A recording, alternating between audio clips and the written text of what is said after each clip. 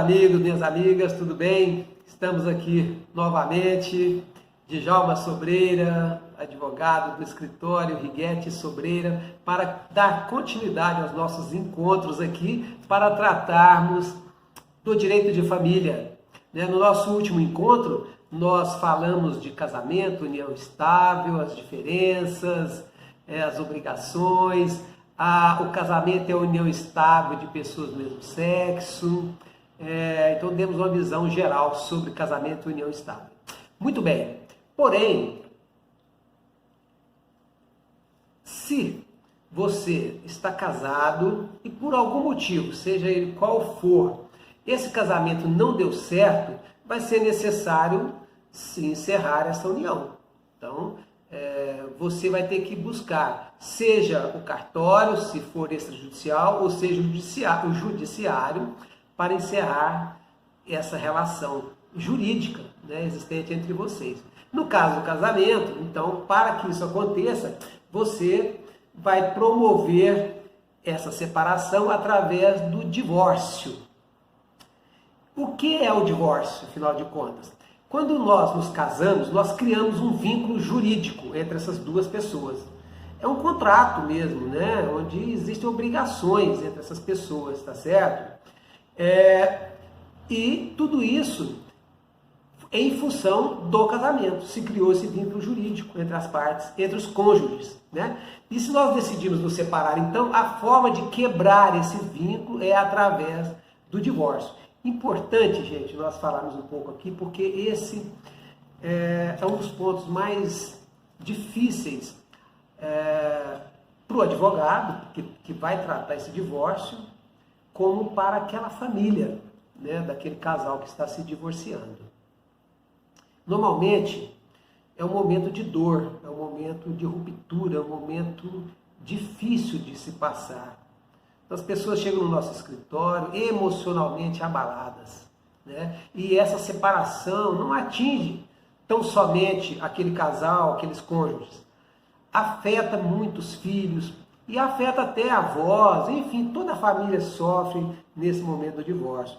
E aí o advogado, às vezes, tem que ser até mais um pouco do que simplesmente um advogado. Ele tem que ter muita psicologia para saber ouvir, saber entender aquela dor que aquelas pessoas estão passando ali naquele momento.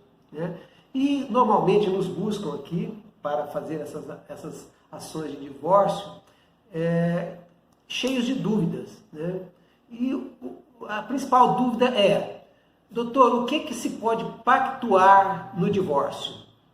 Muito bem, várias coisas. Então vamos lá. O próprio divórcio, você quer se separar. Então o primeiro ponto de se pactuar é o próprio divórcio.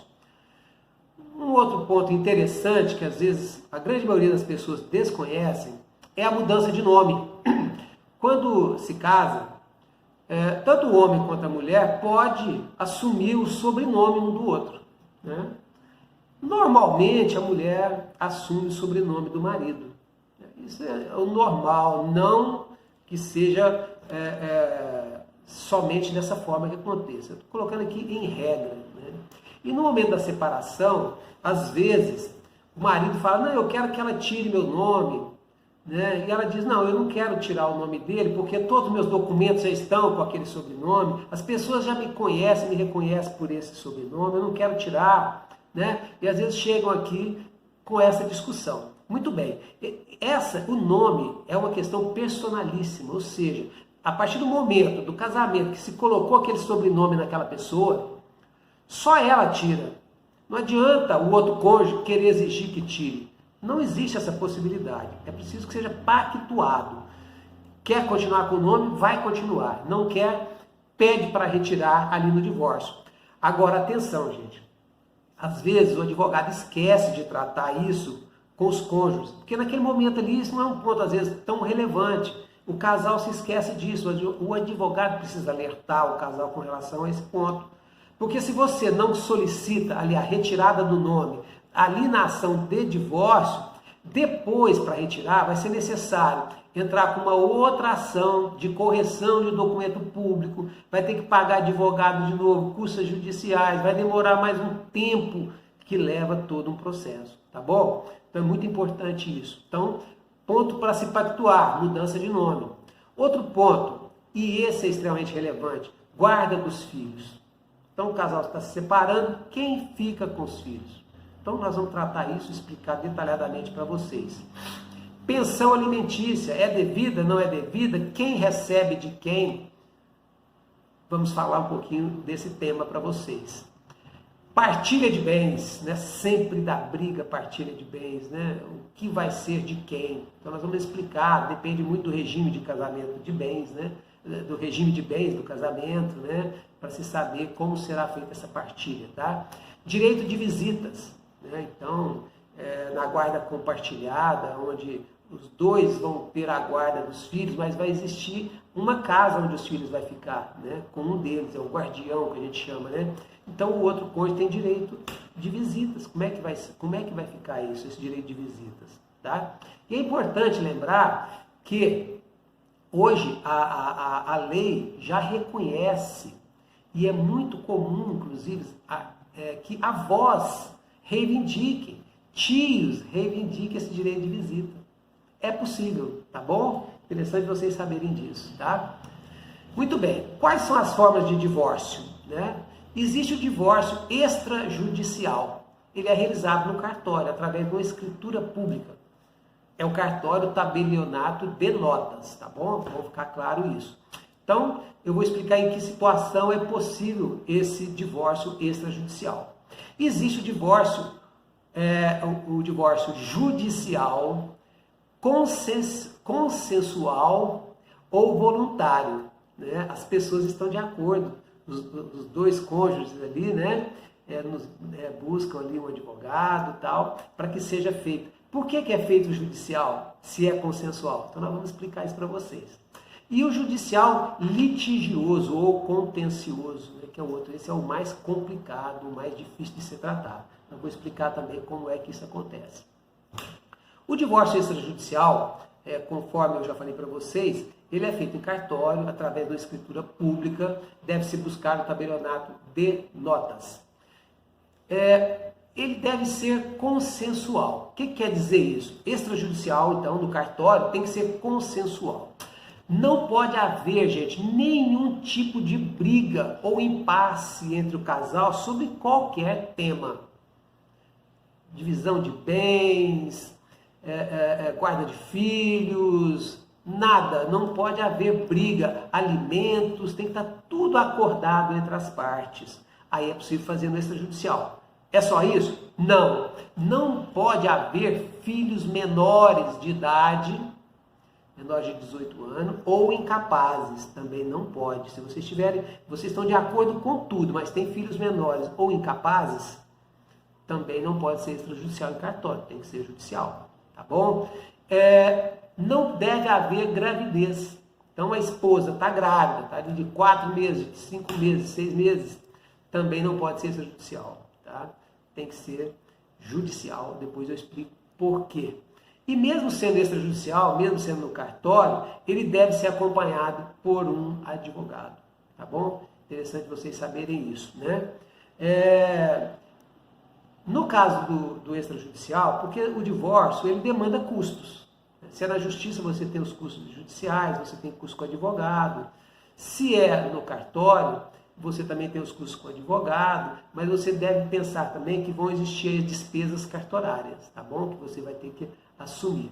Um ponto importante, não adianta você simplesmente procurar um cartório sem o advogado e chegar lá e dizer, eu não tenho advogado, me indica um advogado. O cartório é expressamente proibido de indicar advogados, tá bom? Bom que vocês saibam disso. Procurem primeiro o advogado. O divórcio judicial, então falamos do extrajudicial, né? Acho que está muito claro. O judicial consensual. Não sendo possível o extrajudicial, e havendo esse consenso que eu falei entre as partes, pode ser realizado o divórcio judicial consensual, tá bom? Então, da mesma forma que eu já expliquei, né, tem que haver consenso entre as partes sobre todos os termos do divórcio. É necessário, é interessante isso, né, porque como é consensual, vocês precisam ter, o casal precisa ter exclusivamente um único advogado, que isso reduz custos, né, e o juiz vai pedir um parecer do Ministério Público, estando tudo de acordo, e já vai homologar esse divórcio. Por que foi feito no judicial e não no extrajudicial? Certamente porque deve existir filhos menores, incapazes, ou a esposa está grávida, né? Aqueles pontos que nós tratamos lá, que impede que seja extrajudicial.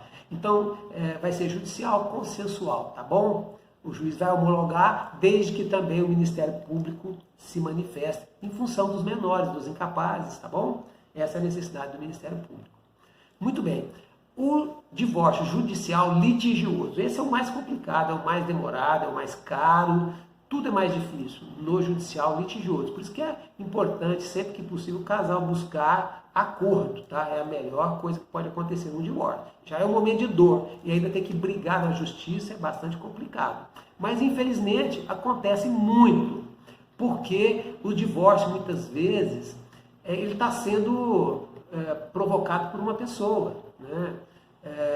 Às vezes até algumas pessoas nos narram para nós, a esposa ou o esposo traiu, tal, não tem mais direito que ele. Não tem nada a ver isso.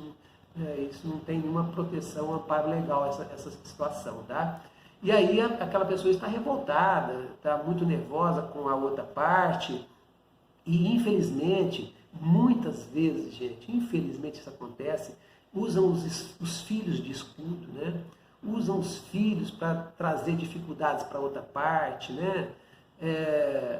Em algum momento nós vamos falar aqui, né, que começam a denegrir, gerar uma imagem negativa da outra parte. Isso é muito ruim na relação, né? Naquele momento de raiva as pessoas fazem muita coisa errada, tá? Mas então, não havendo esse consenso, esse divórcio será judicial e litigioso, tá bom? Cada cônjuge vai estar com seu advogado no curso do processo. O juiz vai conhecer toda a situação, vai ouvir as partes, fará a instrução processual, colhendo provas, e ao final vai proferir uma sentença, né, onde ele vai estabelecer todos os termos finais do divórcio. Então, eu costumo dizer para as pessoas, olha, vocês têm certeza que não vão entrar no acordo? Porque eu quero isso, porque eu quero aquilo e tal. E às vezes vai para o judicial e aí você está delegando essa decisão para o juiz. Depois não adianta chorar, reclamar, porque quem vai decidir aí impreterivelmente vai ser o juiz, tá bom? Esta é a forma de divórcio mais complicada e também mais demorada. A qualquer momento do processo, é possível realizar acordo. Então você está lá no litigioso, aquela briga, mas a coisa está ficando muito complicada, as partes resolvem acordar. É possível. A qualquer momento do processo, os advogados vão conversar entre eles, vão propor esse acordo para o juiz e certamente, não havendo uma pessoa não estando trazendo, lesando a outra, lesando o filho, sei lá o que for, o juiz vai homologar, tá certo? Uma coisa que é importante é que às vezes uma das partes, né, um dos cônjuges, né, dos ex-cônjuges, né, ele, como o relacionamento estava muito desgastado, ele já conheceu outra pessoa, já está querendo casar com outra pessoa, ou quer ver em união estável com outra pessoa, né? E o divórcio é um processo lento, né? Como a gente diz, vai demorar muito. Então o advogado desta parte pode pedir para que o juiz já antecipe a decisão com relação ao divórcio, tá certo? Já homologue esse divórcio, né? E depois os outros pontos, os outros pedidos serão tratados aí em momento processual, em outro momento processual, tá bom? Essas outras questões vão ficar para depois. Então o juiz já pode antecipar o divórcio, tá? Isso é importante, muita gente não sabe. E esse pedido pode ser feito pelo advogado dessa parte, tanto na petição inicial, quanto na audiência de conciliação, tá bom? Vamos lá. Quais documentos são necessários para o divórcio? As pessoas nos perguntam isso. Então, esses documentos podem variar de acordo com a forma de divórcio, tá certo? Que a gente já explicou. Mas em regra, aqui eu vou colocar em regra, né? É certidão de casamento atualizada. O que quer dizer atualizada? No máximo 90 dias, tá? Se a sua certidão que você tem na sua casa já tem mais de 90 dias da emissão, você tem que ir lá no cartório e pedir uma nova certidão. Se você casou num regime diferente da separação,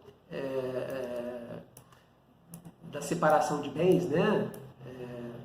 Você escolheu um outro regime, né? Então você certamente teve que fazer um pacto antinupcial. Então, se houver esse pacto, né?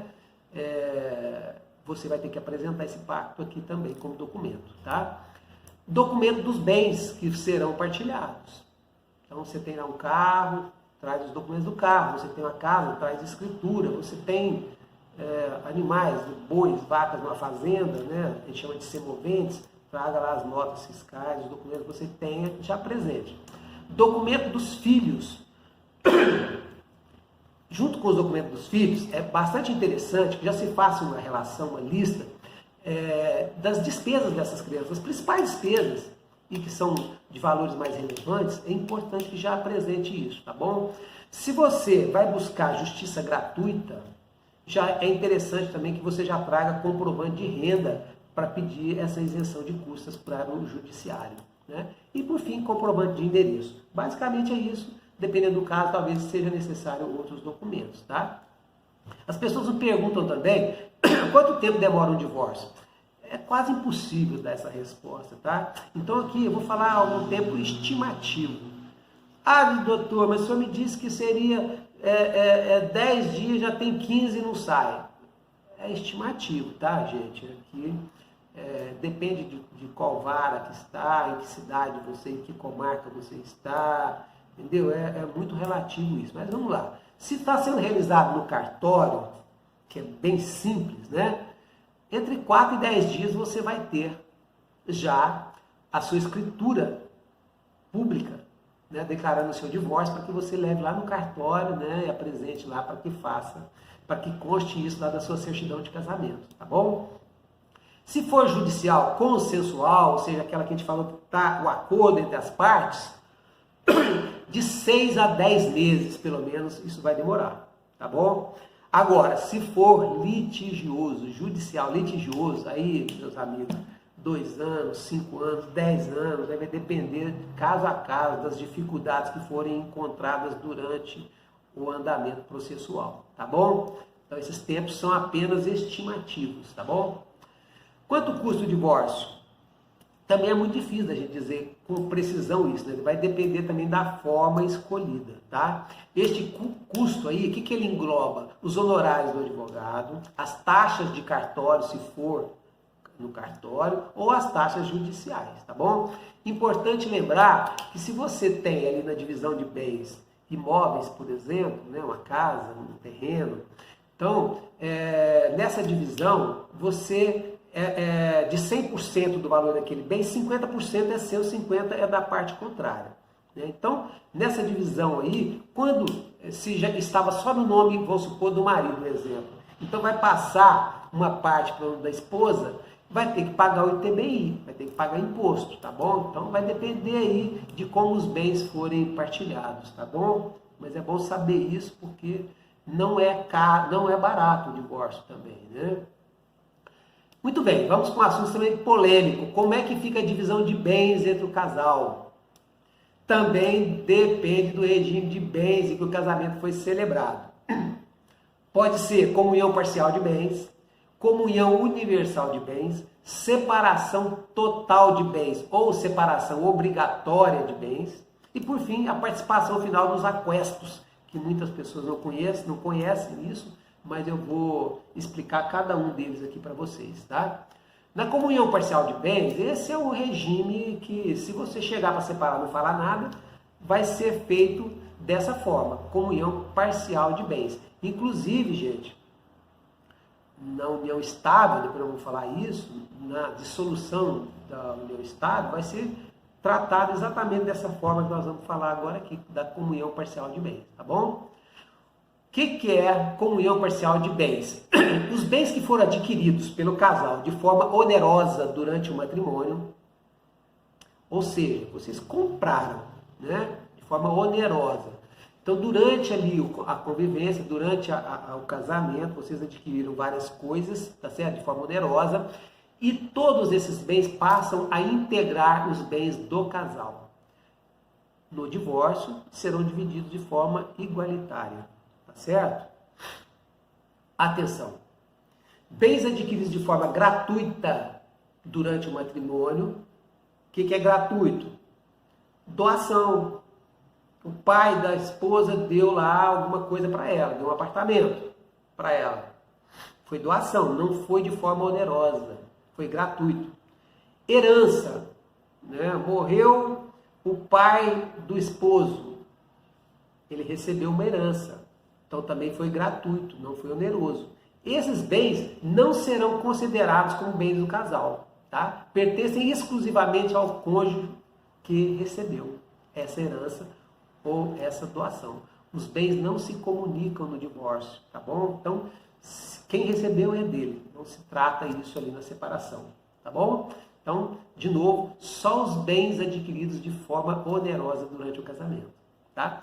Para os demais regimes de casamento que nós vamos tratar agora aqui, os demais, todos eles se faz necessário no casamento se fazer um pacto antinupcial, um contrato, tá bom? Pacto antinupcial, tá?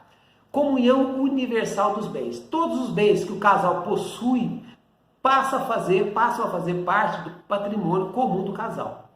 Mesmo aqueles que você já possuía no casamento. Olha só, na comunhão parcial de bens, o que já era seu antes do casamento continua sendo seu. É só aquilo que você adquiriu durante o casamento. Na comunhão universal de bens, não. Até as coisas que você já possuía antes do casamento, passa a integrar ali os bens do casal, tá bom? E aí, na separação, vai dividir tudo de forma igualitária, tá?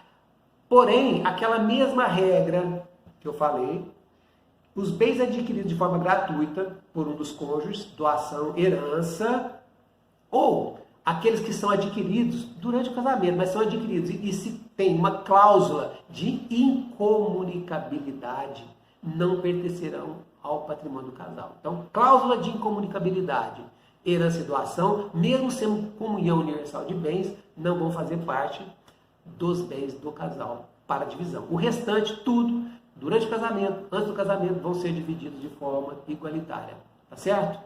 Separação total de bens ou separação obrigatória. Isso é mais simples. Cada um tinha alguma coisa antes de casar, durante o casamento comprou alguma coisa e aquilo possui para aquela pessoa. Não existe patrimônio do casal. Separaram, cada um pega aquilo que é seu, que já era seu. Por fim, nós temos o regime de separação final dos aquestos. É um regime muito pouco usado no Brasil, existe até aí algumas pessoas que defendem que deveria deixar de existir, inclusive, né? Porque ele causa mais problema do que solução para o casal, né? Ele parece muito com o regime de comunhão parcial de bens, tá? Só que o que acontece? Durante o casamento, tudo que você tinha antes do casamento, o que você compra e vende durante o casamento, nada lhe comunica naquele momento. Enquanto vocês estão casados, é como se fosse tudo, cada um tem o que é seu, é dono do seu próprio patrimônio. Aí no divórcio, lá na separação, é que vai se fazer então esse levantamento de bens para se fazer a divisão daquilo que se adquiriu durante o casamento, somente durante o casamento. Isso é um problema, né? Porque primeiro que não se reconhece dívidas, é só o que se adquiriu. Segundo que um dos cônjuges, por exemplo, né, pode, no transcorrer do casamento, como se já prevesse a separação em algum momento, né, ele pode pagar dívida do outro cônjuge e guardar aqueles documentos para receber lá na separação. É um negócio muito delicado, complicado, parece que vai trazer mais discórdia ainda do que já é normal da separação, né? Então é um regime de pouco uso, né? Mas existe na legislação, existe essa previsão legal também para esse regime de separação final dos aquestos, tá bom? Não vou entrar muito em detalhe, até porque não é tão relevante assim, né? Muito bem, mas vamos entrar agora num ponto extremamente importante, delicado e que gera muito desgaste entre as pessoas, entre os cônjuges, que é quem fica com os filhos. Extremamente importante isso, tá? Ele pode ficar com ambos os pais, tá? No caso da guarda compartilhada. Quando a gente diz que pode ficar com ambos os pais, a gente quer dizer o seguinte, que eles terão as mesmas responsabilidades, os mesmos direitos garantidos por lei, tá bom? Vai ficar com eles. No entanto, aquelas crianças vão residir na casa de apenas um deles. É o que nós chamamos de guardião, tá? Sempre que possível, a lei vai determinar que seja a guarda compartilhada. Por quê? Porque o judiciário, o legislador, o Ministério Público entende que esse é o regime que melhor atende aos interesses dos menores, tá bom? Ambos os genitores têm as mesmas responsabilidades, direitos e deveres.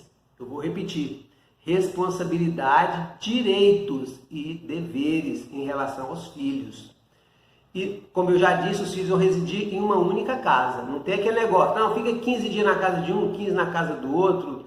Não existe isso no Brasil, esse regime no Brasil não existe, tá bom? Então vai ficar na casa de um. Mas lá no divórcio já vai ser pactuado isso aí, né? Finais de semana na casa de um, final de semana com um final de semana com o outro. Durante a semana, um dia ali, busca na escola, passa aquela noite com aquele que não é o guardião. Dia dos pais passa com os pais, dia das mães passa com as mães, Natal, Ano Novo alterna, ou um ano com o outro, enfim. Todas essas regras aí de convívio, né, entre eles, vai ser pactuado no divórcio, tá bom? Mas vai ficar na casa de um só. Mas, de novo, com os mesmos direitos, com as mesmas responsabilidades, com os mesmos deveres, ambos terão, tá? Guarda unilateral. Esse é o outro modelo que existe de guarda unilateral. Os filhos ficarão exclusivamente com um dos pais, tá? Ele é o responsável por tudo.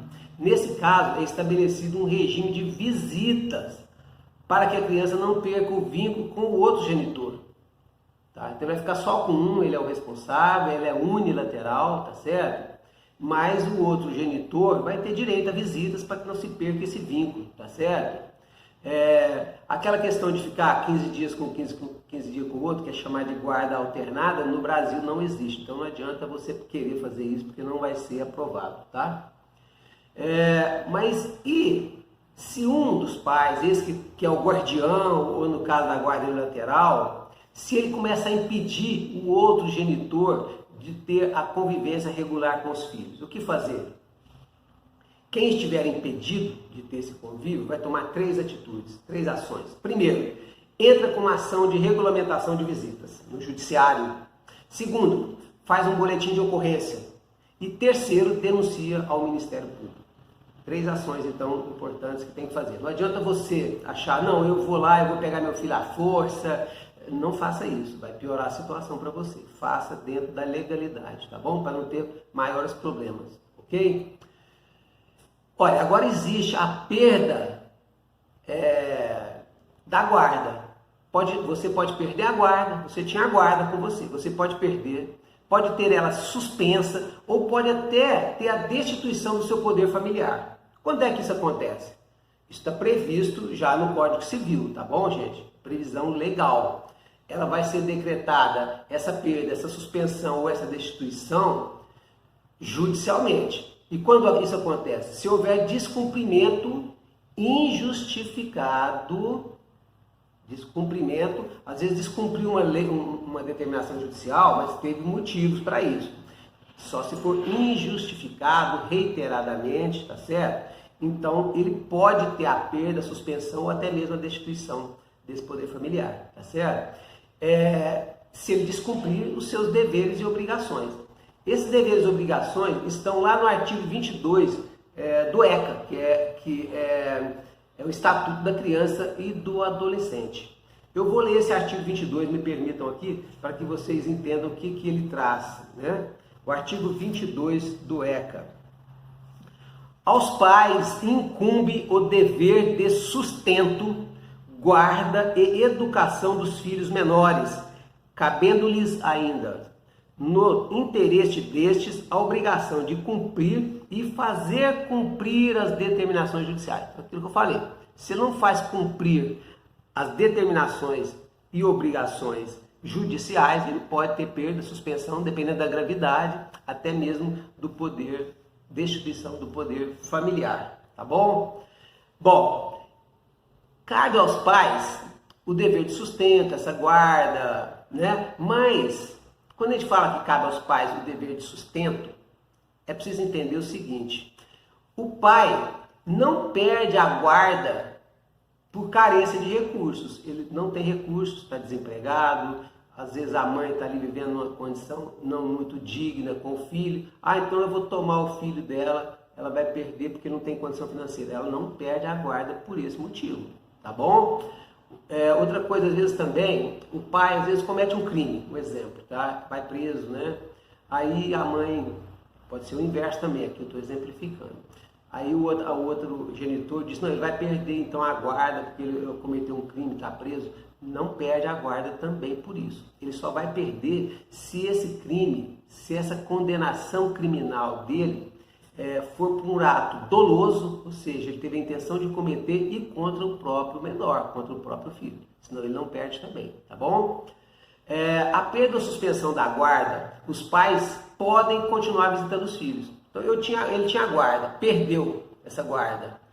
Então ele não pode ver os filhos mais? Não, pode sim, ele pode continuar vendo os filhos sim, mesmo que tenha perdido ou tenha tido suspensa a sua guarda, tá bom? Agora, se ele teve a destituição do poder familiar, aí é cortado radicalmente o vínculo do pai com os filhos, tá bom? E essas crianças são encaminhadas para uma família substituta ou mesmo via de adoção, tá? Então é quebrado completamente o vínculo, tá bom? Com a família. É uma medida extremamente grave, né? E os pais têm que falhar de uma forma muito séria para que tenha a perda desse poder aí, tá bom? Vamos lá. Previsão, vamos mudar aqui então agora, vamos falar então agora de pensão alimentícia, tá? Esse também é outro tema bastante importante e que dá muita briga entre o casal também, dá muito problema entre o casal, tá? Pensão alimentícia, ela está prevista, a pensão, nos artigos de 1694 a 1710, então são vários artigos aí tratando de pensão alimentícia. O que é a pensão alimentícia? É a possibilidade de uma das partes pedir auxílio financeiro para a outra, sendo para os filhos ou para si própria. É possível também pedir para si própria, eu vou falar um pouquinho disso, tá? Serve para quê? Para alimentação, para lazer, para se vestir, para educação, cuidar da própria saúde, enfim, né? É o seu sustento, tá bom? E sempre que possível, viver de acordo com a sua realidade social. Então, os filhos tinham ali uma condição social interessante, uma boa escola, frequentavam um clube e tal, e agora separaram. Aí o pai ou a mãe, quem for prestar alimento, quer pagar um valor tão baixo que quebra radicalmente essa condição social que a criança tinha, possuía, né? Então, se aquela pessoa que é o alimentante, que vai pagar os alimentos, tiver condição financeira, o juiz vai cuidar para que se mantenha, se não igual, muito próximo àquela realidade social que aquelas crianças já possuíam, tá bom? E se esse alimentante começa a falhar no pagamento da pensão alimentícia? Existe punição? Que punição é essa? Normalmente, quando as pessoas nos procuram, já falam, olha, lá o exemplo, o pai não está pagando a pensão alimentícia. Eu quero que você faça o pedido de prisão civil para esse alimentante, né? E existe a previsão mesmo de prisão, né? Só que não é só isso, né? Normalmente, no momento da raiva, a pessoa já pensa logo na prisão, mas existem outras formas. Você pode negativar o nome dessa pessoa junto aos órgãos de crédito, tá? Você pode fazer penhora de bens dele, né? A gente pode pesquisar, buscar bens dessa pessoa e penhorar. E pode também, logicamente, pedir a prisão civil. Aliás, é a única prisão civil que existe, né? Todas as outras prisões são previstas lá no Código Penal. Civil, a única que existe no Brasil é por falha no pagamento de pensão alimentícia, tá bom? Essa prisão, ela pode ser decretada por até 3 meses e em regime fechado, tá bom, gente? Muito cuidado, né? E aquela pessoa, aquele guardião que está cuidando dos filhos ali, que vê a parte contrária, o outro genitor não pagando, com um único mês que ele já não paga, já é possível dar entrada nesse pedido, tá bom? Nessas 3 condições aqui, negativação do nome, penhora de bens ou prisão civil, tá bom? Então, não cumpriu, essas são as punições previstas na nossa legislação. A pensão, a partir do momento que foi solicitado, que o juiz decretou, tem a sentença que tem que pagar, tem que começar a pagar. Mas quando é que encerra essa obrigação? Essa obrigação encerra quando os filhos completam 18 anos, né? E em caso que seja necessário, se comprova essa necessidade, porque o filho está ali fazendo um curso superior, está fazendo uma faculdade, está fazendo um curso técnico, um curso profissionalizante, e ainda precisa desse apoio financeiro, isso pode se estender até os 24 anos. Mas essa exoneração do pagamento de alimentos não acaba normalmente. Fez 18, fez 24, acabou. Não. É preciso que aquele alimentante, aquela pessoa que paga, entre na justiça e peça a exoneração. O juiz que vai determinar essa exoneração. Muito cuidado, viu? Tem muito pai aí que presta alimentos, aí de repente ele para de pagar, aí a mãe vai atrás na justiça. Mas ele já fez 18 anos. Sim, mas o juiz não ainda desonerou a sua obrigação. Você tem que continuar pagando até que tenha isso decretado judicialmente, tá certo? Agora, o valor que vai ser pago, ele depende do binômio necessidade e possibilidade. Lembra lá atrás, quando nós falamos no divórcio, já apresentar uma relação das despesas que os filhos têm? Já apresentar isso lá na petição no divórcio? É importante por causa disso, porque o juiz vai avaliar, dentro da possibilidade, da capacidade financeira daquele que paga o alimento, se é possível pagar aquela necessidade que foi apresentada lá dos filhos. Tá bom? Então, o valor vai ser arbitrado pelo juiz atendendo esse binômio. Necessidade, possibilidade. Tá bom? Existe também a possibilidade do juiz decretar, vai ter que ser solicitado, logicamente, né, pelo outro cônjuge, que seja pago uma pensão alimentícia para aquele cônjuge que não trabalha. Né? Acontece muito isso em regra, né? Hoje as mulheres trabalham, têm a sua vida financeira, né? Estão muito bem resolvidas. Então, mas ainda acontece muito de muitas mães optarem por ficar cuidando dos filhos. Né? Então fica em casa, não trabalha, não é remunerado, e o marido vai trabalhar, tem a sua remuneração. Quando acontece o divórcio, a separação, aquela mãe ela vai precisar se preparar para voltar para o mercado. Né? Ela tem que se redirecionar a sua vida profissional. E aí, muitas vezes, ela solicita um pagamento de pensão alimentícia para ela própria, tá bom? E o juiz pode conceder. O que é diferente dos filhos, que vai lá até 18, 24 anos, é que para a mãe vai ser por um prazo determinado pelo juiz. O juiz vai dar um prazo ali, não muito longo, 6 meses, 1 ano, né, que é um tempo razoável para que ela possa redirecionar a sua vida profissional. Mas é possível também pedir essa pensão alimentícia, além dos filhos, para o outro cônjuge, tá bom? Que não trabalhava, ok? Existe uma outra pensão alimentícia que diz respeito à gravidez, né? A esposa está grávida e acontece o divórcio, acontece a separação. Aí, nesse caso, ela pode pedir uma pensão alimentícia também. Essa pensão é chamada de alimentos gravídicos, né? Que tem por objetivo ajudar a custear as despesas da gravidez. Então, já pode pedir. O filho não nasceu ainda, eu não posso pedir pensão alimentícia? Pode. Pensão não é alimentícia, mas ela chama alimentos gravídicos, né? Sustenta ali as despesas dela na gravidez. Quando o filho nasce, aí ela pede na justiça, vai requerer na justiça que seja convertido esses alimentos gravídicos em pensão alimentícia, tá bom? Isso também é importante, né? Agora, vai acontecer situações em que aquele alimentante, aquela pessoa que paga alimentos, por algum motivo ele não tem mais condições de pagar, ele não tem mais renda, ele teve ali algum acidente, não consegue trabalhar, ainda não tem ali por parte do INSS uma aposentadoria por invalidez, né? Então ele não tem uma renda, ele não consegue trabalhar, ou de outra forma está desempregado e não consegue de forma alguma conseguir dinheiro para pagar essa pensão alimentícia. Então, comprovando isso, né, não justifica ele ficar preso, né? Então, o juiz vai transferir essa responsabilidade para outras pessoas da família daquele alimentante, tá bom? Existe lá, ele pode transferir para os avós, para os tios, né? Existem os alimentos lá avoengos, né? Quando é solicitado para os avós, porque ficou devidamente comprovado que aquele alimentante ali, o pai, não tinha realmente condições mais de pagar aqueles alimentos. Alguém vai pagar, tá? Os filhos não podem ficar sem receber os alimentos, ok?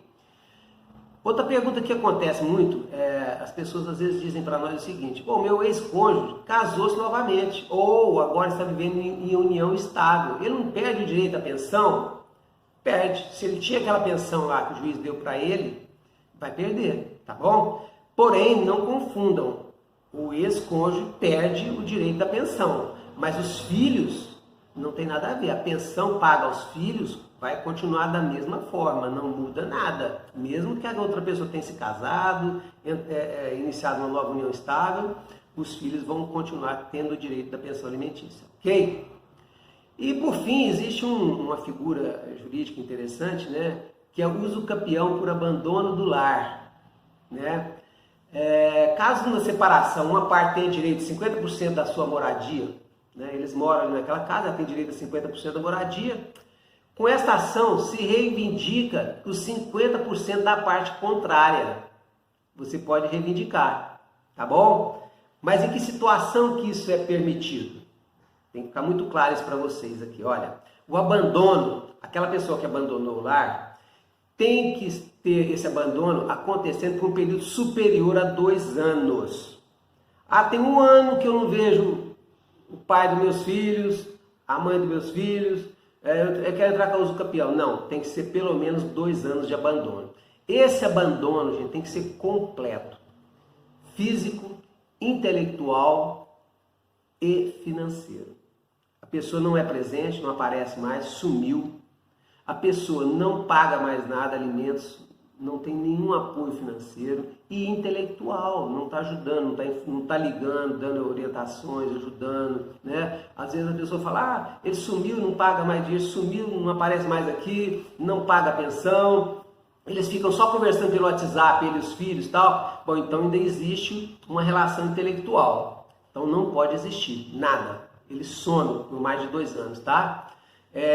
Outra coisa, essa ação de uso capião não é para todos os bens, é exclusivamente para a moradia, tá? E por fim, essa moradia, esse imóvel não pode ultrapassar 250 metros quadrados, tá? Então essas são as limitações para que a uso capião possa ter validade, tá bom?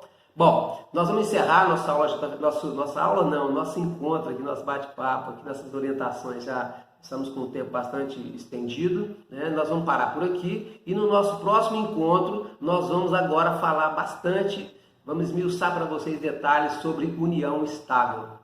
Tá bom, gente? Ótimo estar aqui com vocês, um grande abraço e até o nosso próximo encontro.